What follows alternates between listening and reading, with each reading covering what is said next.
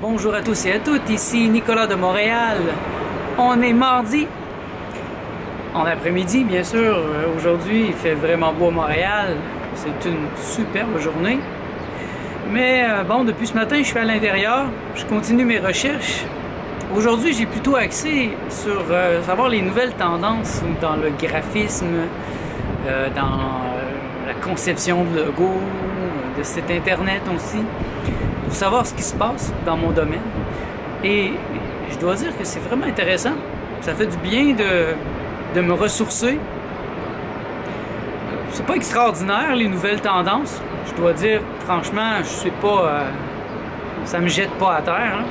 Mais quand même, je dois les connaître parce que c'est ce que mes clients veulent. C'est la mode aujourd'hui. Donc, sur certaines choses, il me faut quand même être à la mode. Même si ce qui m'intéresse plutôt, c'est d'être un classique. Pour ce qui est des sites internet, il faut vraiment être à la mode pour attirer l'attention, parce qu'il y en a tellement aujourd'hui. Donc, il y a tellement de gens qui font des sites web. Il faut que je me démarque. Il faut que je trouve vraiment le bon compromis entre la nouveauté, la fraîcheur et mon propre style personnel. Et ça, je trouve ça intéressant. Il y a quelques années, j'étais vraiment un peintre, je faisais beaucoup de peinture. La peinture, ça salit beaucoup. Et j'ai été tenté d'aller vers quelque chose de beaucoup plus propre. Et c'est là que j'ai bifurqué plus vers Photoshop, Illustrator. J'ai commencé à colorer mes bandes dessinées, à travailler de plus en plus avec Photoshop. Et quand j'ai commencé à travailler, c'était devenu naturel pour moi de travailler. À tous les jours, moi j'utilise Photoshop et Illustrator. Et ça, c'est depuis au moins 20 ans. C'est comme un outil journalier. C'est là dans ma vie. Et ce que j'aime, c'est que c'est propre. Je peux faire plein d'expérimentations. Je peux reculer, je peux avancer, je peux effacer, recommencer, faire de multiples copies. Ce que je pouvais pas faire avec une peinture, par exemple. Avec une peinture, je devais savoir exactement à quel moment arrêter. Parce que sinon, je dépassais et là, je commençais à briser ma peinture. Et ça fait longtemps, moi, que j'ai étudié... en fait, j'ai jamais étudié dans ce domaine-là. Moi, j'avais étudié en marketing, mais le marketing, comme part de l'administration des affaires, n'a rien à voir avec le graphisme. Le marketing en tant que tel, c'est vraiment de faire des études de marché, de comprendre le public, de savoir quoi lui donner, etc. Moi, je suis plutôt du côté de la communication graphique. Mais ne le sachant pas beaucoup à l'époque et étant conseillé par mon père, je suis allé beaucoup plus en administration des affaires pour me donner des outils dans des domaines dans lesquels j'étais pratiquement nul. La comptabilité, je m'en rappelle. Oh, c'était douloureux. Je me rappelle que c'est un des cours les plus douloureux que j'ai eu, la comptabilité. Parce que j'avais pas le choix de le passer de prime abord, parce que sinon j'avais pas mon baccalauréat, c'est un cours obligatoire. Et j'ai raté le cours une fois et j'ai dû le refaire. Donc j'ai refait le cours des fois 2 fois. Mais j'avais une bonne intention, je voulais vraiment, et la professeure s'en rendait compte, elle m'a aidé le mieux qu'elle pouvait. J'ai fini par passer, juste, mais j'ai passé.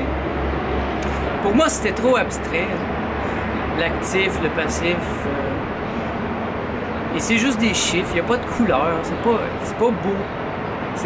Et puis en plus, un bon comptable, c'est quelqu'un qui va suivre les règles. Bon, là, je parle pas des comptables plus avancés où il y a quand même une créativité d'outrepasser les règles et d'aller plus loin. Bon, ok, mais la majorité des comptables sont des gens très, très square. Ils suivent les PGCR, les principes généralement reconnus. Et moi, j'aime pas beaucoup suivre les principes généralement reconnus. Mais si je reviens au graphisme, en fait, j'aime ça voir ce qui se passe aujourd'hui, en 2018, les couleurs, c'est quoi les couleurs qui sont à la mode. Autant dans le linge que sur l'Internet, que dans l'infographie. S'il y a des infographes parmi vous, vous comprenez ce que je veux dire. Une fois qu'on a ces outils de base, qu'on sait les utiliser, ça c'est une partie du travail, mais l'autre partie du travail, c'est de toujours rester en avant de la vague. La majorité des gens vont être dans la vague, ils vont suivre la vague. Moi, j'aime bien être juste à l'avant de la vague.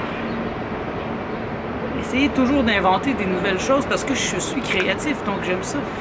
Créer quelque chose de nouveau, mais sans trop aller trop loin, parce que la majorité de mes clients ou la majorité des sites web sur lesquels je travaille, c'est pas des gens qui sont des avant-gardistes, donc ils ne veulent pas non plus quelque chose qui sort totalement des sentiers battus. Donc il faut toujours rester en équilibre entre la beauté, la nouveauté et un petit je ne sais quoi qui fait qu'on regarde le site avec intérêt. Et j'en ai parlé déjà, pour moi, un site internet qui réussit, c'est un site qui s'efface derrière le contenu. Donc, le contenant est presque transparent. C'est pas le genre de site que tout le monde aime, mais le site dont je parle, on pourrait aller voir le site de Apple, par exemple. Apple. Le site s'efface derrière le contenu. Le contenant est presque transparent. Une petite bande en haut, noire, avec le menu tout petit. Des grandes bandes blanches, grises, bandes blanches, grises, avec des grosses images. Par contre, c'est un des plus beaux sites que j'ai vus.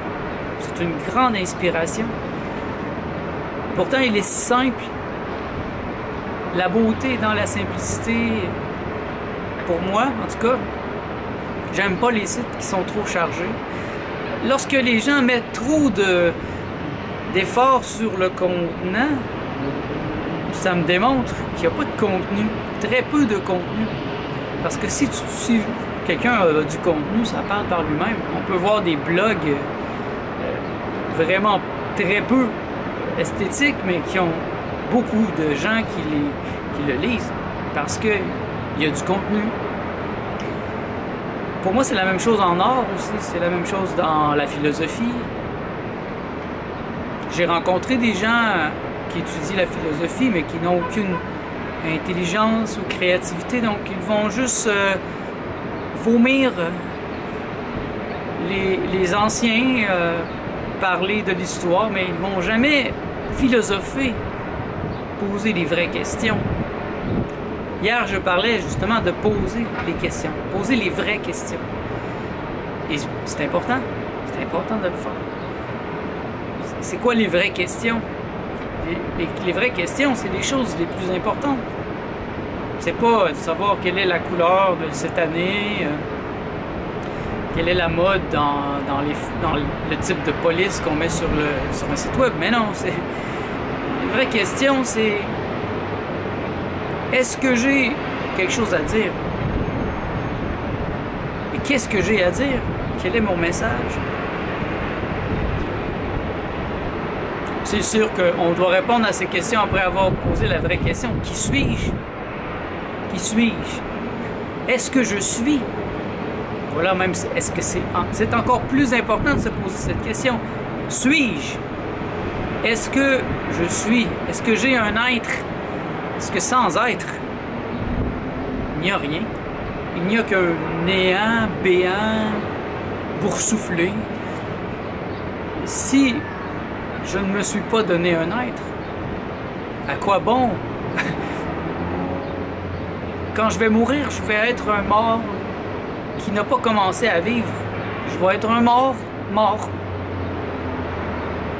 Et là, je serai un mort vivant. Un genre de zombie. Il y a beaucoup de zombies parmi nous sur cette planète. Ce sont les gens qui dorment, comme dans la Matrix. Matrix. C'est très, très évident. La majorité des gens dorment, ils sont utilisés comme des piles. Il faut dire non merci. Il faut se réveiller. tout cas, je le suggère. Je vous dirai pas quoi faire. C'est votre vie, c'est votre chemin de vie si vous avez une évolution. Mais moi, je n'évolue pas, je n'ai pas de chemin, je ne chemine pas. Je suis arrivé. Je suis au sommet de moi-même et je danse au sommet de moi-même depuis des années. Et je sais que certains d'entre vous cherchent l'éveil, l'illumination et vous cherchez des choses extraordinaires, des gros flashs de lumière, mais j'en suis venu à croire que l'éveil n'est pas dans ces périodes de transition où il y a beaucoup de flashs de lumière, d'expériences mystiques.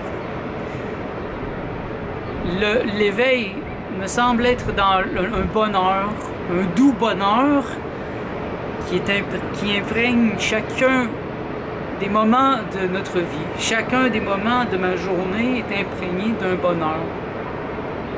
Un bonheur profond.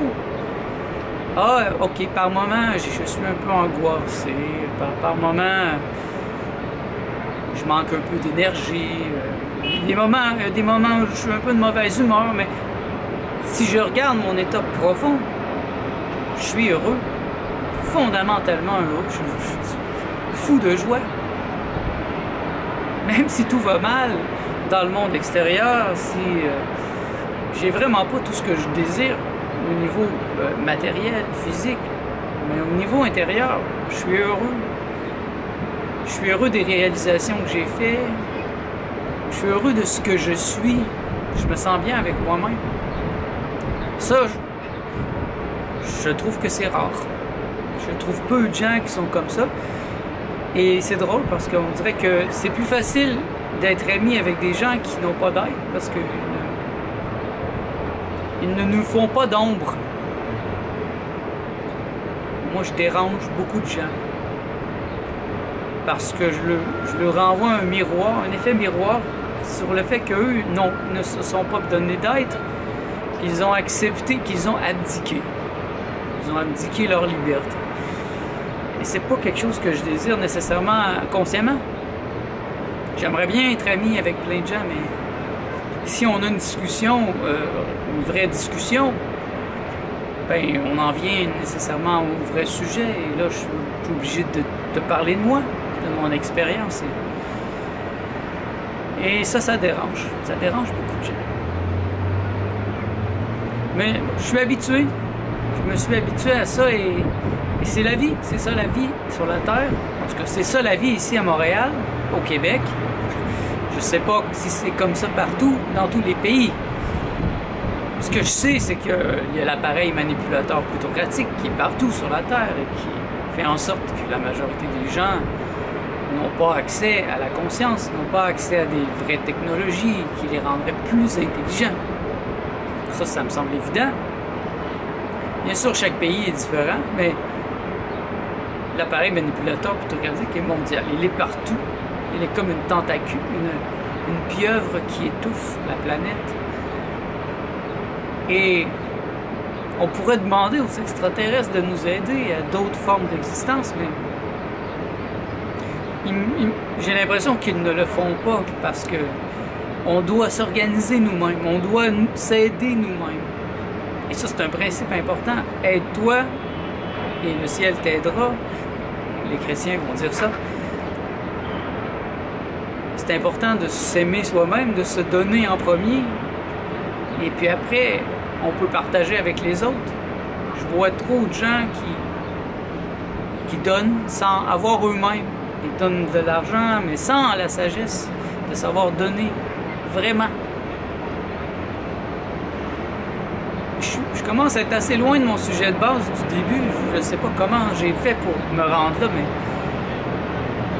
ça fait partie de mon renouveau, en fait, du renouveau de mes idées, parce que c'est non linéaire. Vous avez un bon exemple, en fait. C'est un bon exemple de comment je passe ma journée quand j'ai beaucoup de liberté. Les idées mènent à d'autres idées et peuvent sauter à d'autres idées et elles se colonisent comme ça. Et dans l'ensemble, ça crée une richesse parce que mes idées sont connectées avec d'autres idées. Et ça donne des fruits. S'il y a une richesse dans le substrat de base de mes idées, eh bien, j'ai des beaux fruits. Et là, je suis en train de mettre de l'engrais, beaucoup d'engrais, de coloniser mes idées pour avoir des fruits. Je veux beaucoup de fruits. Là, j'ai des petits fruits, des nouvelles idées intéressantes, mais je m'attends à des grandes idées d'ici les prochains mois. Hein, le temps que l'ensemble des changements ait pu se cristalliser.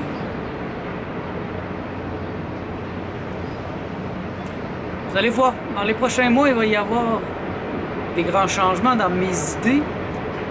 Remarquez que les idées de base vont rester les mêmes, ça j'en suis certain. J'ai des idées fondationnelles qui sont là depuis des années et qui me définissent bien, qui sont moi. J'ai une manière d'être, un je suis très particulier. Et je le connais bien, parce que je l'ai étudié. Je me suis beaucoup étudié. Avez-vous étudié ce que vous êtes? Avez-vous écrit votre journal? Depuis des années, avez-vous écrit vos rêves? Avez-vous fait de l'art? De la création? Si oui, ben vous vous connaissez probablement très bien. Vous vous êtes étudié. Et ça, c'est la première étape pour l'éveil de la conscience, de se connaître. Connais-toi toi-même de Socrate. C'est un minimum. Une fois qu'on se connaît, on peut se réinventer. C'est l'invention de soi. Et là, j'en suis là. Je suis en train de m'inventer. Je m'invente. Nicolas de Montréal, c'est mon personnage, c'est ce que je suis présentement. Je me réinvente. Je m'invente un monde idéal qui va descendre peu à peu dans le monde ici. Parce que ce que j'ai déjà dit à propos des maladies qui partent au niveau spirituel et qui descendent tranquillement dans le niveau mental, physique, c'est la même chose. Du bonheur, des idées, des nouveautés, les belles choses aussi partent dans l'esprit. Si on les cultive dans notre esprit, après elles descendent tranquillement dans le mental et dans le monde physique. Et si on le fait pendant des années, on peut avoir des résultats assez incroyables. Hein, je suis très inspiré en ce moment, mais c'est une douce inspiration. C'est pas quelque chose à me taper la tête sur les murs, mais c'est comme une vague de fond. Je la sens, ça monte, ça se prépare. Il y a quelque chose qui est en train de se préparer. Quoi? C'est une surprise. C'est même une surprise pour moi. Imaginez, c'est génial. Il y a beaucoup de surprises dans ma vie présente. Beaucoup de nouveautés. Hein? Bien, je retourne à mes réflexions en ce beau mardi après-midi. Et je vous dis merci d'être à l'écoute. On se revoit dans le prochain vlog.